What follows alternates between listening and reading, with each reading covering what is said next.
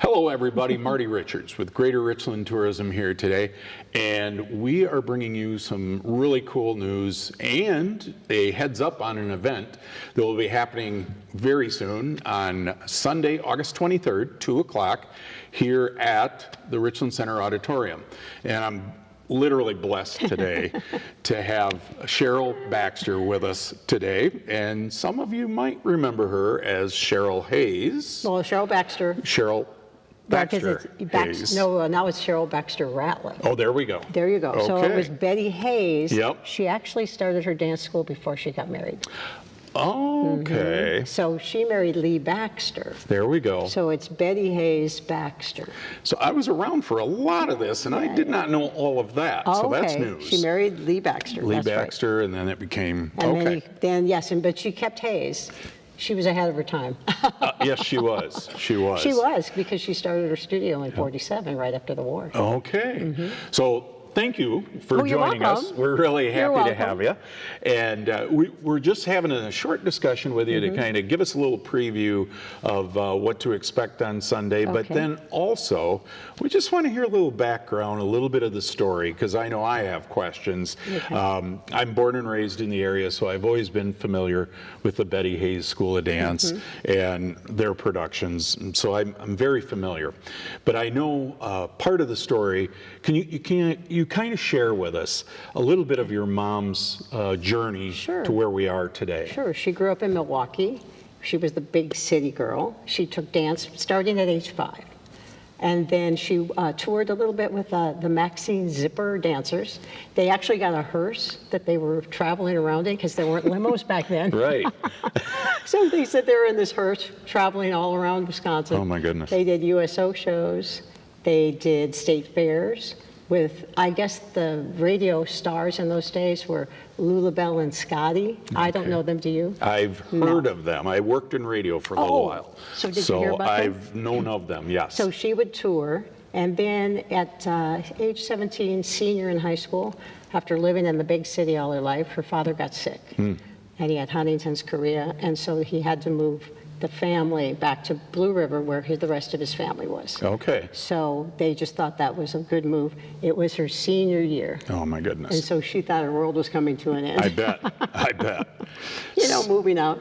And all the classmates said, "Oh, you've been dancing all your life. You need to teach us to dance." And Penny Emray was one of her friends in school. And so Mom started teaching in 1947, right out of the war, 17 years old, right after the war ended. Yeah. Right. And then I believe, if I read correctly, Mom and Dad had a business in Blue River in the building, and that Mom was teaching piano, I believe? Yes, her mom had piano, and she had a dress shop. Her father was a barber. Okay. And so she ended up teaching in her mother's dress shop. There we go. And her mother played the piano. Yeah. For all of her dances. That was helpful. That was helpful. And her first recital was actually at Blue River. They did it in Lone Rock. She had a Muscadet school. So she didn't get to this stage until 1951. Wow. Was her first recital. June 22nd, I just found the program. Wow. And this stage right here was her, 1951. And she did all the way through till 97. And so her 50th recital was when then she moved to the high school. But she was on this stage for all those years. Wow. 51 to 97.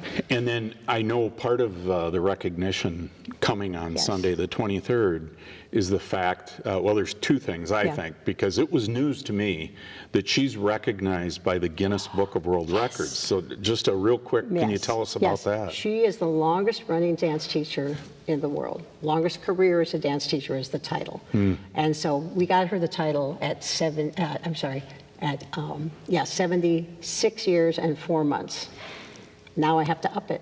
Yeah. Because she's going to get to 80. Yeah.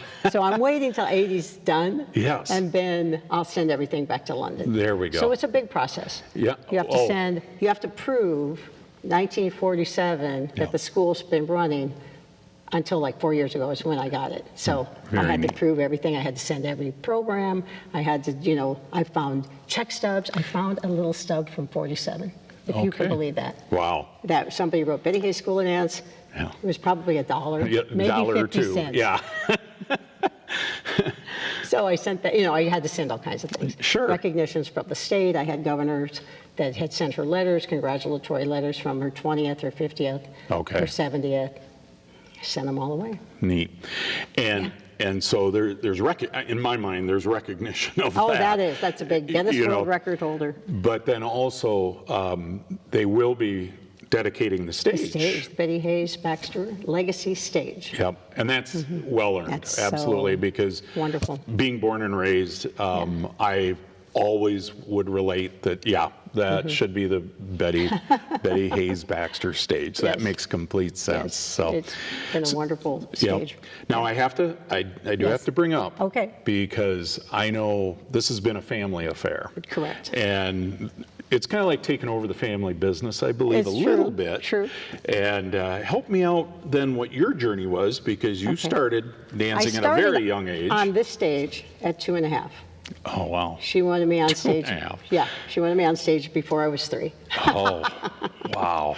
So I've danced on that stage. I keep pointing over there. Yeah. From the time I was 3 till 18.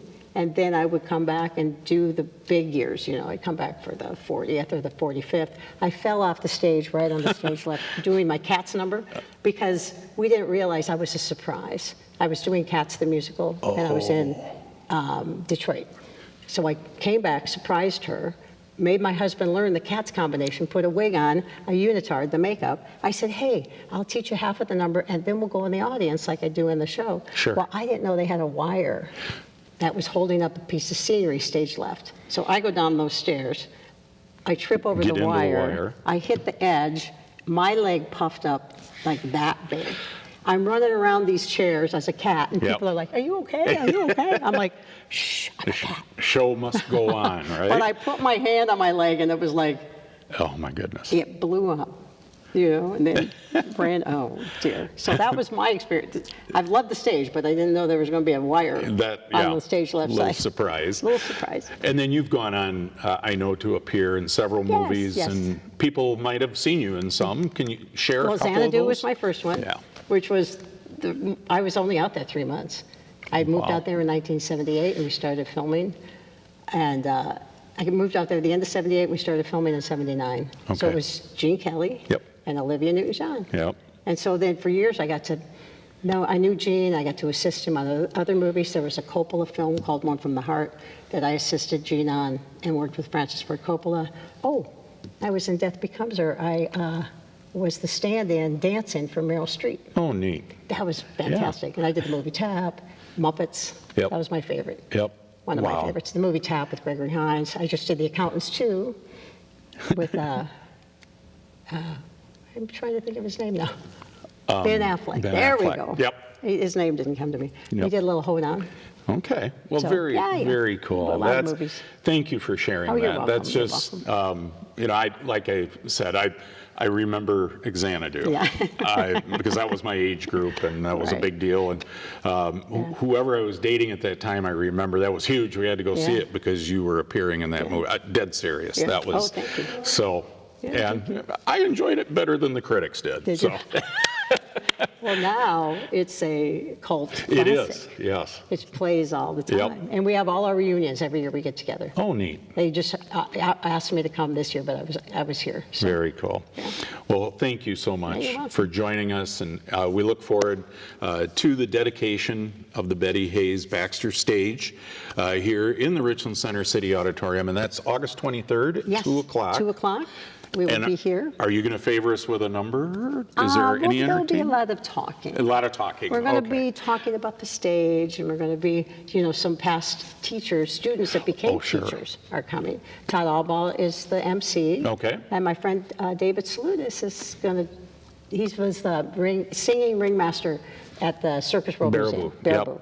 So he will be singing. Okay. Well, very cool. We're Yay. looking forward to that. Thank you. Cheryl, thank you. Oh, you're welcome. Thank you so much for joining us. You're So welcome. we hope to see everybody here. It'll be Sunday, August 23rd at 2 o'clock, right here at the Richland Center City Auditorium. And for Greater Richland Tourism, I'm Marty Richards. Let's everybody have a great day.